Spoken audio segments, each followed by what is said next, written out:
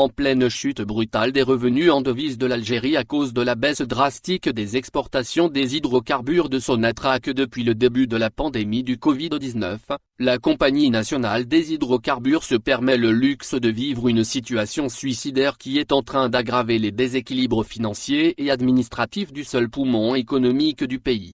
En effet, depuis 4 mois, à savoir depuis la fin du mois de mars dernier, Sonatrach n'a pas de directeur financier.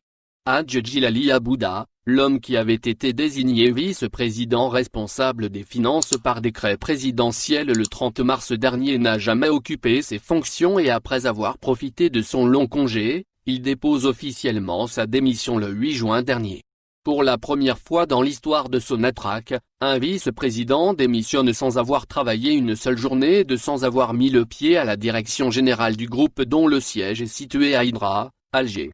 Dans sa démission, Hadj Djilali Abouda a expliqué clairement qu'il n'a jamais voulu de ce poste et qu'il refuse d'assumer une telle responsabilité au risque de servir de bouc émissaire pour noyer des dossiers de corruption ou de mauvaise gouvernance, lesquels ne manqueront certainement pas de susciter de gros scandales dans un futur proche.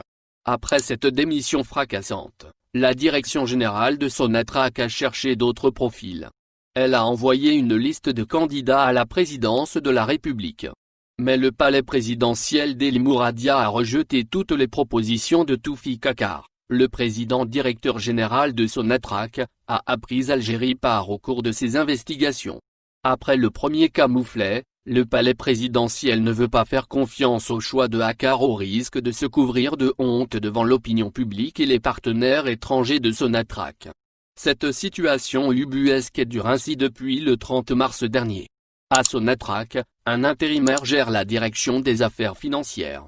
Une configuration totalement absurde et dangereuse pour la Compagnie nationale des hydrocarbures. La seule qui peut nous ramener des devises pour financer l'économie nationale.